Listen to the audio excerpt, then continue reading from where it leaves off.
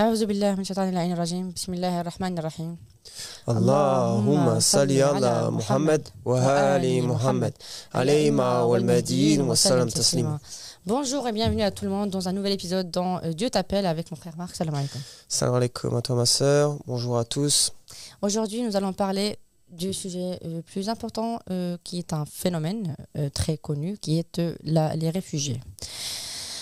Les réfugiés, comme on avait déjà discuté auparavant dans un épisode du nombre, des pays vers lesquels ils partent, de qui ils sont. Aujourd'hui, nous allons discuter de pourquoi ont été créés, pourquoi les gens quittent leur pays, pourquoi déjà les gens demandent l'asile ou les réfugiés politiques ou religieux ou suite à la liberté d'expression. Pourquoi ils font ça, quelles sont les raisons et nous allons également lier ça à ce qui se passe actuellement des deux frères persécutés, Yahya Marfouk et Hudhaifa Azzouz. Oui, effectivement, on sait que les crises, il y a une grande crise mondiale en fait des réfugiés dans le monde qui coûte des milliards aux autorités publiques et qui pose un gros problème de conscience à ces autorités. Et les différentes pourquoi en fait il y a une crise des réfugiés, déjà à cause des guerres qu'il y a eu depuis déjà très longtemps, mais notamment ça a commencé le 11 septembre 2001. Comme vous le savez, il y a eu les attentats et par la suite, les États-Unis sont partis en guerre contre les pays musulmans du Moyen-Orient, qui a provoqué en fait une grande vague d'immigration vers notamment la Turquie et vers d'autres pays d'Europe. Ça, c'est la première cause en fait de cette crise de réfugiés, c'est les guerres qui se trouvent dans le monde entier. Après, il y a une deuxième cause, c'est notamment une cause due aux famines, due à la distribution des richesses qui sont mal proportionnées. Il y a des populations entières en fait qui meurent de faim juste dû à une mauvaise récolte. Et du coup, dû à ce changement climatique, ils sont obligés de migrer et d'aller dans des terres beaucoup plus fertiles où ils puissent manger à leur faim. Donc les deux premières causes d'immigration, c'est la guerre. On voit que c'est des gens qui n'ont rien demandé, c'est des populations. Certes, on ne remet pas en cause le 11 septembre, mais ce qu'on remet en cause, c'est qu'à cause d'un groupe terroriste vraiment petit, il y a toute la population qui doit fuir et qui se retrouve dans une situation catastrophique. Imaginez-vous demain, il y a un groupe de Français qui vont, par exemple, je ne sais pas, qui vont en Chine, qui décident de faire un putsch politique et au final on se retrouve en guerre contre la Chine et la Chine nous envahit et on doit maintenant émigrer dans d'autres pays. C'est un peu vraiment ce qui s'est passé dans tous les pays du Moyen-Orient lorsque les États-Unis et puis d'autres pays sont allés en guerre. En fait. On se rappelle aussi de la Libye qui est aussi rentrée en guerre. Il y a beaucoup de Libyens. Maintenant, actuellement, il y a l'Ukraine notamment qui crée une nouvelle vague d'immigration. Il y a aussi maintenant la Palestine. On se retrouve avec la guerre entre la Palestine et l'Israël qui provoque en fait une grande vague d'immigration et dont Donald Trump et le roi de Jordanie en parlaient récemment dans les news et disait qu'il voulait déplacer en fait ces 2 millions de personnes, si ma mémoire est bonne, pour les dispatcher entre l'Égypte et la Jordanie. Effectivement, on sait notamment de la part d'Abbas Sadiq de l'ULAPE que l'Égypte est un pays extrêmement accueillant et qui serait prêt à accueillir et qui l'a fait par le passé des populations, mais que ça provoquerait en fait pour le gouvernement en place égyptien un certain nombre de problèmes de sécurité. Donc on voit qu'il y a une certaine réticence à accepter en fait tous ces migrants. Et on voit aussi pour les pays qui acceptent ces migrants, on voit notamment en Allemagne, j'ai des chiffres qu'il y a eu une augmentation de 51% de demandeurs d'asile en Allemagne entre l'année 2022 et 2023. il y a plus de 500 000 personnes en fait, qui ont demandé l'asile, le droit d'asile en Allemagne, sous le joug, en fait, parce que s'ils retournaient dans leur pays d'origine, ils seraient menacés de mort, on les aurait tués tout simplement parce qu'ils faisaient partie ils étaient soit chrétiens, soit ils faisaient partie d'un régime qui a combattu les groupes terroristes qui sont en place actuellement dans les pays du Moyen-Orient. Donc on voit que la guerre est le principe. La guerre, la guerre en général, la guerre aussi religieuse, parce qu'il y a énormément, on sait qu'au Moyen-Orient, il y a énormément de frictions entre les différents groupes religieux et que les gens, même aujourd'hui, veulent créer ce qu'on appelle un khalifa, en utilisant les paroles du prophète contre lui-même, parce que le prophète Mohammed, comme on vous l'a dit, pendant plus de 13 ans, il a prêché la paix, il a prêché l'égalité entre esclaves et hommes libres, il a prêché le fait que le droit pour les femmes, parce que à l'époque, vous le savez, les femmes étaient traitées comme une marchandise et non pas comme, en tout cas les femmes du commun. On ne parle pas ici des grandes dames comme Radija qui étaient leur propre chef d'entreprise. On parle ici des femmes du commun qui, elles, étaient traitées comme de la marchandise. Donc il voulait abolir toutes ces choses-là et c'est pour ça qu'il a d'abord enseigné la paix, l'amour de son prochain et qu'il a vraiment élevé les consciences à tel point que il a été sans verser aucune goutte de sang, sans assassiner qui que ce soit, sans mettre à mal qui que ce soit, était accepté dans le premier état de justice divine pour les musulmans qui était Yathrib. Donc on voit ici une corrélation entre ce qui se passe aujourd'hui dans le monde entier. On voit que c'est les guerres, on voit que c'est la division, on voit que c'est vraiment le manque le manque d'amour, le manque de cœur, le manque d'humanité qui provoque toutes ces choses-là, avec une vague d'immigration qui arrive partout en Europe, partout aux États-Unis, dans les pays du Nord. Et on voit un profond rejet, notamment dans tous ces pays-là actuellement, parce qu'il y a une montée des extrémistes aussi, des extrémismes, dans les différents pays, des montées de l'extrême droite, dans les différents pays d'Europe et des États-Unis, dans le sens où ces idées-là, comme quoi tous les problèmes du monde, tous les problèmes en fait, pour vous donner un exemple, tous les problèmes qu'aurait l'Allemagne, ce serait dû aux immigrés. Tous les problèmes qu'aurait la France, ce serait dû aux immigrés. Tous les problèmes qu'auraient les États-Unis, ce serait dû aux immigrés. Tout simplement. Donc on responsabilise ces immigrés. Voilà, on donne la responsabilité de tous les problèmes économiques, de tous les problèmes sociaux, quels qu'ils soient. Le fait qu'il n'y a pas de boulot, c'est normal, c'est les étrangers. Le fait qu'il y ait de l'insécurité, c'est normal, c'est les étrangers. Le fait qu'il n'y ait rien dans les caisses sociales, le fait qu'on n'ait pas de bonne retraite ou quoi, c'est normal, c'est les étrangers. Donc, il y a cette montée, cette augmentation exponentielle des partis extrémistes ou de l'extrême droite qui optent pour se débarrasser de ces étrangers ou de ces immigrés. Oui, effectivement.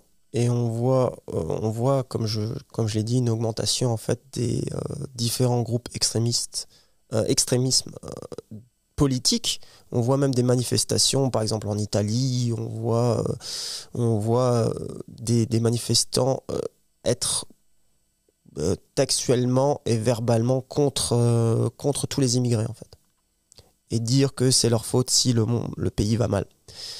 Et actuellement dans le monde, notamment dans la vidéo d'Abbas Sadiq, c'est lui qui le révèle, il y a plus de 45 millions de réfugiés dans le monde. Ouais. Donc des gens qui n'ont rien demandé.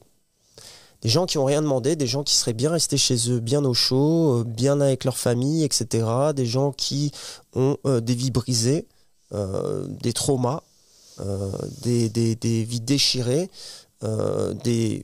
toute une histoire en fait chaotique, due à quoi? Due au fait simplement, due aux guerres, due au gouvernement, due au fait que certains gouvernements choisissent de bombarder des zones sous prétexte qu'il y a qui sont à la chasse aux terroristes. Voilà. C'est comme si imaginez maintenant qu'on a un terroriste dans une école et qu'on s'amuserait en fait à envoyer une bombe et tuer tous les enfants juste pour atteindre un terroriste. C'est un peu ça l'idée qui s'est passée dans le passé. On espère que les politiques dans le futur feront des meilleures solutions parce que ce genre de phénomène, ce genre de guerre ont été développés dès la Seconde Guerre mondiale, où on voit qu'il y a un bombardement massif qui se fait en Angleterre, il y a un bombardement massif qui se fait en Allemagne. Il y a vraiment une volonté d'atteindre les civils qui n'étaient pas présentes dans le passé. En fait, il y avait une volonté de préserver en fait les peuples, parce que à l'époque, on savait que si on gagnait la guerre au point de vue du gouvernement avec des vrais soldats qui s'attaquent les uns les autres, le peuple, au final, tout ce qu'il voulait, c'est manger, boire et être protégé. C'était ça l'objectif. Oui. Donc, il y a eu des stratégies qui ont été développées dans le passé, que ce soit par l'ancien gouvernement britannique. C'était de trouver un pays en Afrique qui allait accueillir ces tonnes ou ces millions de réfugiés. Donc, c'est ceux qui ont fait la demande d'asile. Et ça c'était par le passé, mais qui n'a pas abouti, sachant que c'était l'ancien gouvernement. Donc, maintenant, dans le présent, ou plutôt quelques semaines, les semaines précédentes, nous avons un deal qui a été fait, un marché qui a été conclu entre Trump et Salvador, afin de renvoyer tous ces gens qui ont fait les demandes d'asile, qui avaient pour objectif d'immigrer vers les États-Unis et ceux également qui étaient déjà sur le territoire américain. Donc l'idée, c'était de les renvoyer au Salvador afin de se débarrasser de cette masse de réfugiés. Maintenant, en sachant qu'il y a ces deux plans, mon frère Marc, c'est-à-dire en sachant qu'il y a un pays qui a déjà accepté par le passé de recevoir les réfugiés auprès de l'Angleterre, et en sachant qu'il y a le Salvador qui a accepté de recevoir ces criminels, ces réfugiés, ces gens qui n'ont pas, comme on dit en français, qui n'ont pas de paperasse aux États-Unis, y a-t-il une solution alternative que le Qaïm de la famille de Mohamed, Abdullah Hashim, de lui et la paix, a proposé? Oui, effectivement, en fait, dans l'une de ses vidéos, le Qaïm de la famille de Mohamed, de lui et la paix, propose et en fait met sur la table cette idée qu'il y a deux problèmes fondamentaux qui sont posés en fait concernant la crise des migrants. Donc il y a 45 millions dans le monde de réfugiés. Et si on prend cette population dans son ensemble, on voit qu'il y a simplement... Ça pourrait créer un État. C'est de la taille ça pourrait être parmi les 43 plus grands États, 34 plus grands États, parmi les 193 États, 15 que compte la planète. Donc c'est extrêmement important de voir la puissance que pourraient avoir toutes ces personnes si elles se mettaient ensemble.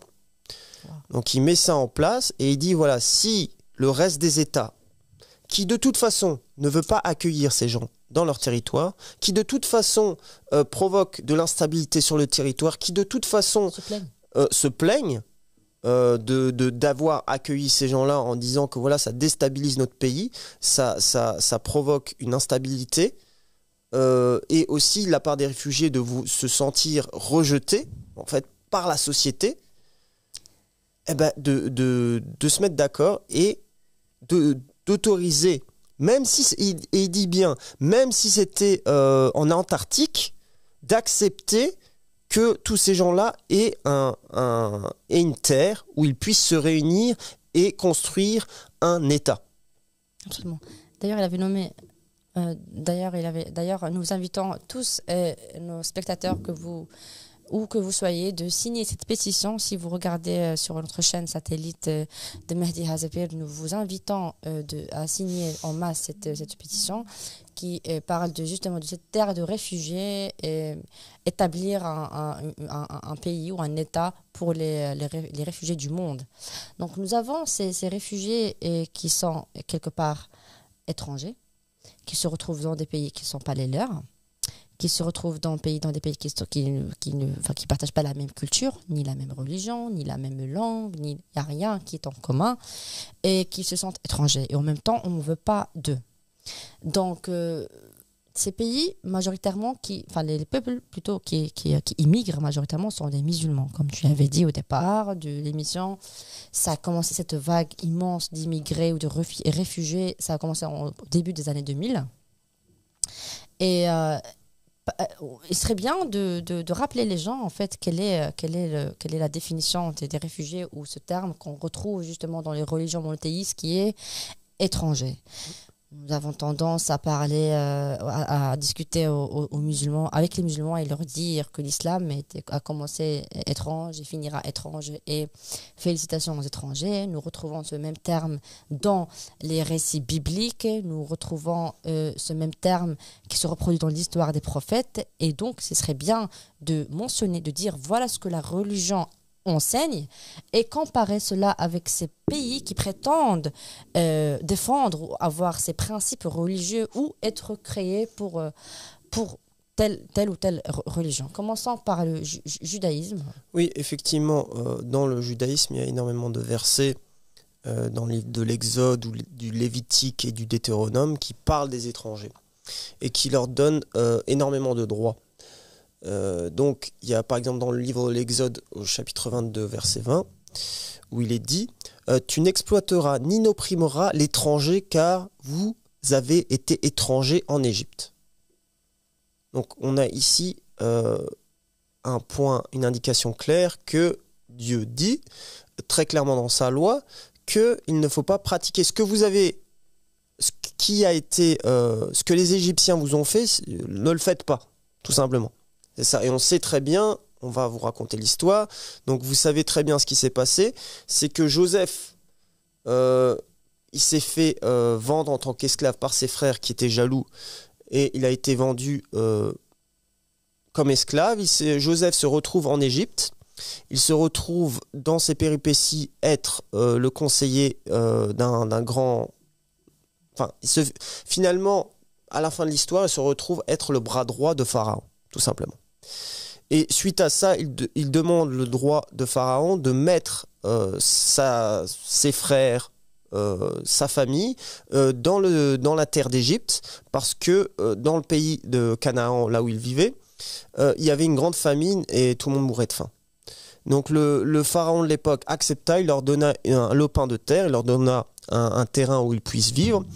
Et plusieurs siècles plus tard, il y a on voit que les Juifs en fait sont un grand peuple en Égypte, et que le pharaon de l'époque, qui n'est plus le pharaon qui a accepté Joseph, commence à avoir peur.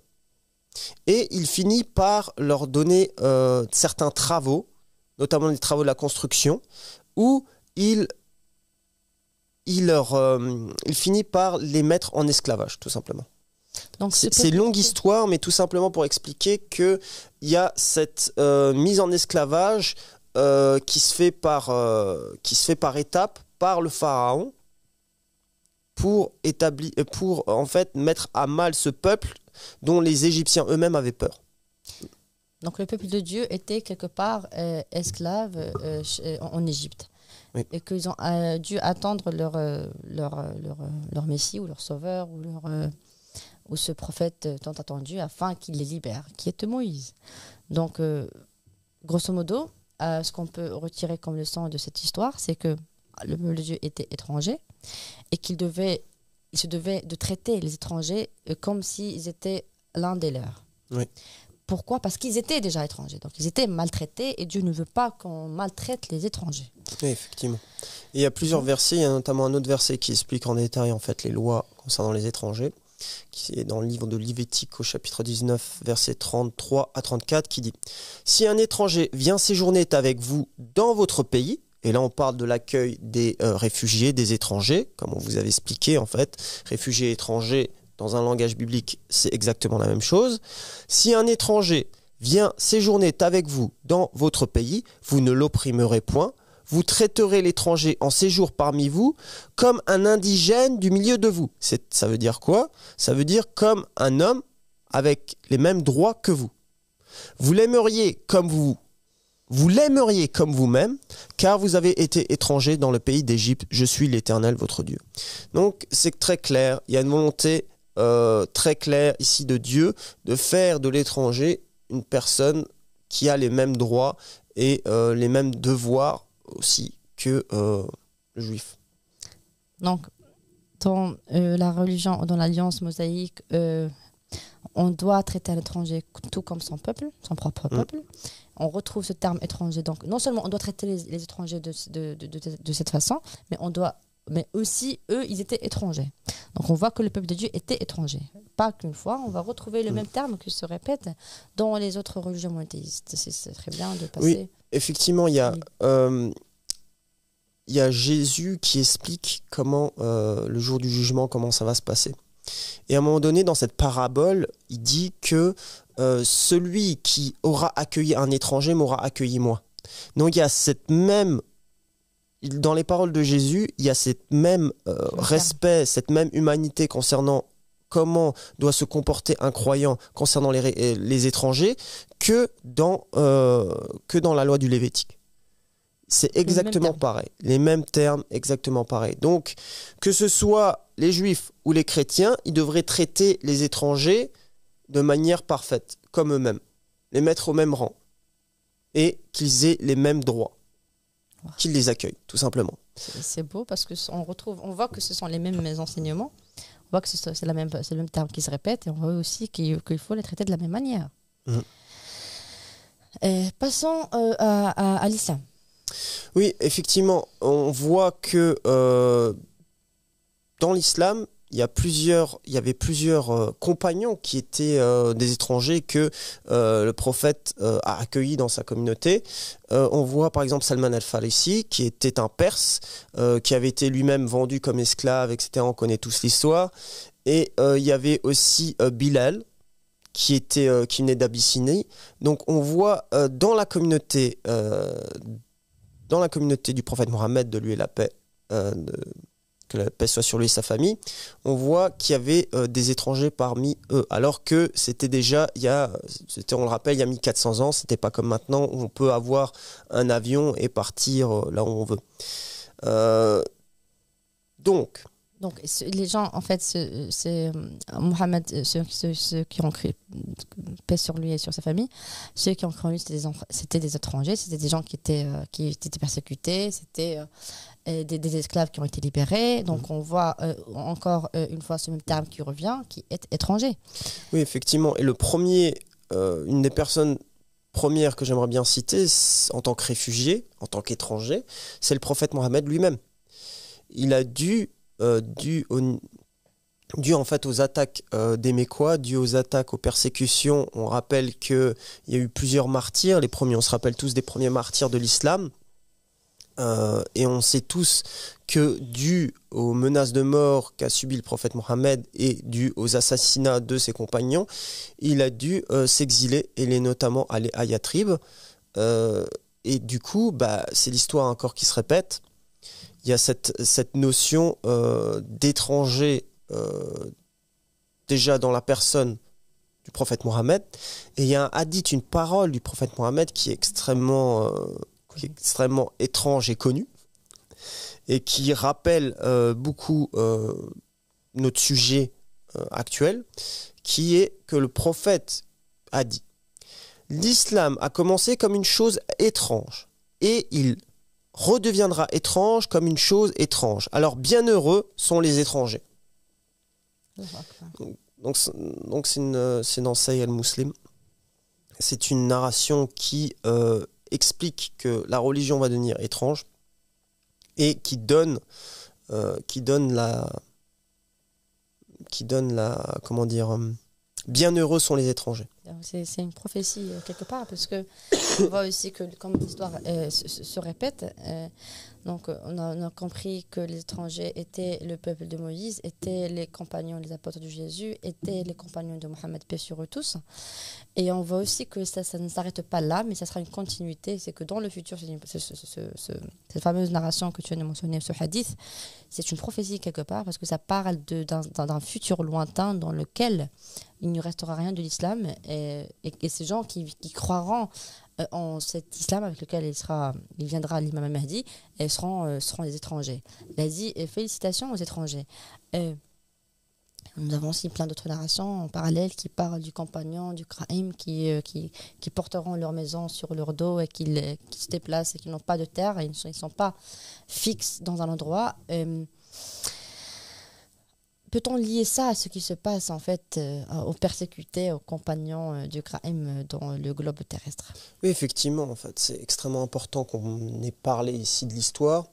On sait que le prophète Mohammed, quand il a commencé à rendre public son affaire à la Mecque, il a subi énormément d'incompréhension de la part des Mécois, mais plus que de l'incompréhension, il a subi des menaces de mort, et il a subi, on se rappelle tous de la narration de Fatima Zahra, de Elle la paix, qui disait que lorsqu'il se prosternait devant la Kaaba, il y avait des Mécois qui lançaient des tripes de chameau sur son dos pendant qu'il était en prosternation.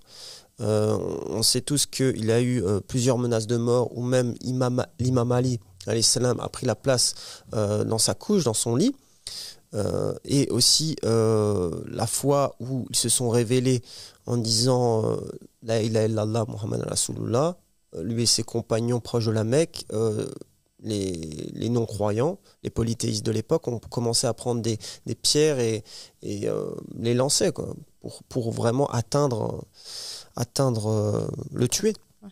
Et on sait que lorsqu'il rendait visite à certains groupes, etc., même les enfants, en fait, même les enfants eux-mêmes prenaient des pierres pour essayer de lui faire du mal. Donc on voit ici une profonde, comment dire, Un rejet.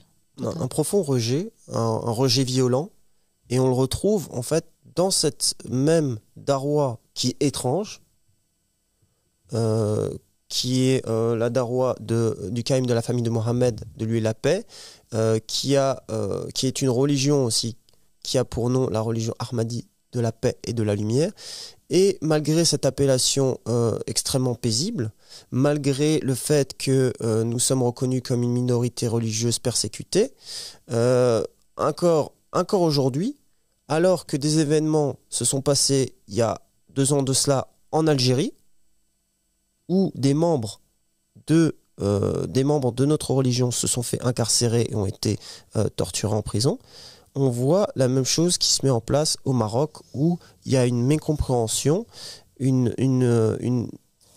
dirais presque, c'est triste, parce que, encore une fois, je voudrais simplement dire que le manifeste que ton frère a distribué dans les rues, si vous regardez ne serait-ce que la première page, vous voyez notre site internet. Et sur notre site internet, il y a dans énormément de langues traduit le fait que nous sommes en contact avec les plus grandes instances internationales et que nous sommes admis, acceptés en tant que religion, tout comme les chrétiens sont acceptés, tout comme les bouddhistes sont acceptés, tout comme les hindouistes sont acceptés, tout comme les musulmans sont acceptés eux-mêmes. Je rappelle qu'il n'y a pas un seul État sur la face de la planète que si une religion doit être exercée, il faut que d'abord l'État l'accepte. Donc on sait très bien que c'est étrange, voilà. C'est tout ce que j'ai à dire sur le sujet, c'est étrange, parce que encore récemment, au Maroc, 2 croyants sont fait interpeller de manière extrêmement violente, accusés de choses extrêmement graves, de faire partie de loups solitaires qui travailleraient pour déstabiliser le pays. Ou bien faisant parler, ou bien encore un autre article disait quoi? Il disait que des terroristes. Voilà, qu'ils travaillent pour opérations terroristes qui font partie de ISIS, de l'État islamique qui est Daesh. Voilà, donc il faudrait déjà savoir si c'est des loups solitaires ou s'ils travaillent en équipe. Déjà, il faudrait que les journalistes qui ont écrit ça montrent leurs sources un peu, et aient un peu plus la crainte de Dieu lorsqu'ils parlent, parce qu'ils sont censés être dans un pays musulman. Et un mensonge, c'est quelque chose de très grave en islam. Oui, et il faut savoir est-ce que ils font partie de Daesh ou des chiites, parce qu'ils ont dit que l'un d'eux est connu sous l'appellation d'un chiite, du chiite. Et donc, tu ne peux pas être chiite et faire partie de Daesh, parce que Daesh, il combattait les chiites. Est-ce que, quand tu as dit ce sont des loups solitaires où ils travaillent en équipe, est-ce que ils déstabilisent le pays, où ils préparent des opérations terroristes? Est-ce qu'il y a des gens derrière où ils sont juste sortis par eux-mêmes?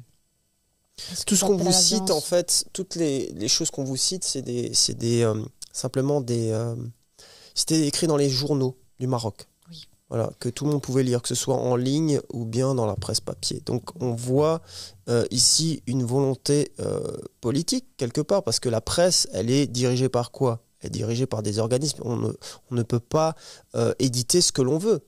La liberté de la presse, elle n'existe pas. Elle n'existe point. Donc, ces articles qu'on a mentionnés, parce que oui, ils ont dit que des articles en fait, les termes changent d'un article à un autre. Il y a eu 5 au total qui ont été publiés et 2 sur les réseaux sociaux. Il y a une page qui, encore une fois, on rappelle, qui a plus de 2 millions de followers, de suiveurs, qui s'appelle les Maghrébins ou les Marocains du monde. Dans lesquels ils ont écrit qu'ils font partie de l'État islamique. Ils ont dit qu'ils préparaient des opérations terroristes et qu'ils voulaient déstabiliser le pays et qu'ils menaçaient la sécurité nationale. 2 individus. Maintenant, ils disaient que les publications ou les posters qu'ils ont postés, ce sont des posters à connotation agressive ou terroriste, qu'ils appelaient à la haine ou à l'extrémisme. Et ils ont accusé de toute sorte d'accusations, mais aucune n'est vraie. Et les gens malheureusement vont croire justement en ce qu'ils lisent parce qu'ils pensent que parce que ces articles ont été publiés avant même qu'ils se soient transportés à Casablanca. Ils ont été publiés alors qu'ils étaient encore en fait on dirait que les articles étaient prêts bien avant qu'ils. Donc c'est impossible qu'ils aient pu avoir des donc c'est impossible effectivement on va vous mettre les articles à l'écran pour ceux qui nous suivent sur la chaîne satellite et sur YouTube. Donc vous voyez ici les différents articles qui ont été, publiés. Ouais. Donc nous avons Ahdath qui veut dire événement.info qui parle de certaines publications bizarres qui ont fait en sorte que la sécurité nationale bouge. Ça a été publié le jeudi 20 février, le même jour où ils se sont fait arrêter. Et c'est dit clairement que ce sont des publications ou des posters extrémistes et qui ont été publiés dans différents endroits, différents quartiers à la capitale du phosphate, Khouribga. Et c'est dit que suite à l'arrestation de 2 individus après une longue investigation que les autorités ont fait, c'est une bonne investigation. Ils ont commencé l'investigation après avoir retrouvé ces publications tout au début de la matinée du jeudi. Et donc ça touche à quoi? Ça touche à la religion et ça appelle à la violence et aux opérations terroristes. Où est-ce qu'ils ont trouvé? Ils ont dit ces publications, ils nous ont trouvé sur le pont de Al-Khouadriya. C'est le pont où la bannière avait été postée. Et donc, la fin de ce premier article, ils disent que l'objectif, c'était de créer des opérations violentes et de la destruction dans le territoire marocain. Et donc, il s'est dit que la sécurité nationale, elle est contre toute forme de terrorisme. Donc, ils disent que ce sont des extrémistes qu'ils appellent au terrorisme, qui préparent des opérations terroristes et pour créer de la violence et de la destruction sur le territoire marocain. Ça, en ce qui concerne le premier article. Le second de Despres dit à peu près la même chose, sauf que là, il rajoute ces opérations, ces loups solitaires. Et en plus de ça, ils ajoutent ce terme chiite quand ça parle de Yahya, mon petit frère. Et ils disent aussi que c'est un lien, que le frère Yahya Marfouk est un lien entre cet État soi-disant islamique et à l'intérieur du Maroc. C'est un lien pour effectuer d'autres opération terroriste. Donc, oui. C'est grave. Hein. Donc, ils ont mis son nom. Non, ici, c'est pas mis. C'est juste dit l'un des deux qui est connu sous le terme chiite. Et celui qui est connu sous le terme chiite, c'est quelqu'un qui doit être de la ville. Okay. Et celui qui est de Kharibga, c'est mon petit frère. Le second, il vient de Tétouan. Donc, il est étranger. Il n'a jamais mis son pied là-bas. On parlait de terme étrange. Non, c'est extrêmement grave, en fait, les accusations qui sont sur ces... qui ont été écrites, en fait. Ça l'est. Et d'ailleurs, nous avons deux autres articles qu'on pourrait peut-être les mettre à l'écran plus tard. Ça, c'est le tout dernier qui reprend, en fait, cet article qui reprend quelque part ce qui a été publié sur la page Facebook des Marocains du monde et qui dit clairement que ce sont... là, par contre, le terme Daesh est clairement écrit. Donc, au départ, ça a commencé par dire que ce sont des extrémistes, puis ils encouragent à la violence, à la destruction, puis ils disent que l'État, que la sécurité est contre toute organisation terroriste. Ils ne disent pas que ce sont des terroristes directement. Le second, ils disent oui, ce sont des terroristes, et il y a le terme chiite, plus les loups solitaires. Et le troisième article, il reprend ce qui a été publié sur Facebook parce que la masse, elle regarde quoi? Elle regarde Facebook. Les gens regardent de moins en moins les articles publiés en ligne, mais regardent surtout les pages Facebook qui a plus de 2 millions en rappel. C'est là qu'ils ont mentionné que ce sont des Daesh. Et donc le dernier article qui est sur Canal 13 reprend les mêmes termes, que ce sont qui font partie de l'État islamique Daesh, que ce sont des terroristes qui préparaient des opérations terroristes, qui ont été arrêtés à temps, au bon moment, suite à cette étude et ces efforts que la Sûreté nationale a fait. Et donc il faut rappeler que tout ça a été publié avant même qu'il soit transporté à Casablanca. Et que la ville entière pense qu'ils sont des terroristes, et également ceux qui ont lu ces articles et qui ont lu justement ce qui était publié sur cette page Facebook pensent réellement qu'ils ont arrêté deux terroristes, et que suite à ça, la famille est dans un état second, donc ils ne répondent pas, et ils ont peur, et pourtant ils savent que leur enfant, leur fils, il croit, il fait partie de cette religion de paix, la religion ahmadi, de la paix et de la lumière, et tout d'un coup, soudainement, ils se retirent et ils ont peur. Oui. Oui. Je voudrais juste rappeler, en fait, et c'est toi qui me l'avais dit, que dans la constitution marocaine, il y a un droit, en fait, à pratiquer sa religion. Oui. Donc, de manière, purement législative, ton frère n'a fait rien de mal. Absolument, il n'a violé aucune loi. La Constitution garantit cela, la liberté de croire, la liberté de s'exprimer et la liberté de pratiquer chez toi, à la maison et à l'extérieur. Et ce n'est écrit nulle part que c'est interdit ce qu'il a fait, nulle part. Par contre, ce qui est écrit, c'est que le roi du Maroc est le garant et le responsable du respect de ces lois. C'est-à-dire que si une personne pratique sa religion de cette façon et que les autorités ne respectent pas ses droits, là, c'est qui doit punir ces autorités? C'est celui qui est responsable, le garant qui est le roi. Et ça a été mis à jour le 17 juin en 2011, après l'échec de après les manifestations qu'il y a eu le 20 février. Et ça tombe pile, le 20 février, c'est le début des manifestations au Maroc en 2011 suite à tout ce printemps arabe qu'il y a eu dans tous les pays. Ça a commencé le 20 février, ils ont arrêté Yahya et Hudhaifa le 20 février. Et donc ils n'ont pas violé la loi, mais au contraire, c'est ceux qui les ont arrêtés, ils les ont arrêtés de façon illégale. Ils ont violé leur propre constitution que eux-mêmes ont écrite. Et ce sont des victimes en vrai. Non, mais c'est triste parce que s'ils avaient véritablement, on sait très bien qu'ils n'ont pas trouvé d'armes. Non. Ils n'ont pas trouvé de bombes. Ils ont trouvé, pardon, je t'interromps mon frère, ils ont trouvé des posters à la maison. Voilà. Posters de le Mahdi Manifesto, le manifeste du Mahdi, avec l'allégeance est à Allah. Et le slogan ou le logo de la chaîne de Mahdi, ça peut être Laqadar le Mahdi est apparu. C'est tout ce qu'ils ont trouvé. Non, mais c'est extrêmement grave en fait. Parce que si on reprend les éléments que tu viens de dire, donc il y a une armée de SWAT team, une armée de policiers qui rentrent dans la maison et qui interpellent ton frère. Et qu'est-ce qu'il retrouve comme évidence de sa volonté de terroriser le Maroc? C'est un délivre, en fait. Absolument. Voilà, on va terroriser. c'est ça qui fait si peur. C'est ça qui fait si peur au service de renseignement C'est que les gens lisent. marocain, c'est que les gens lisent. Ouais, c'est que les gens lisent. Surtout, ne vous instruisez pas. Surtout, ne soyez bêtes et ne lisez pas. Absolument. Non, c'est grave. On entend ça avec des histoires, avec l'histoire.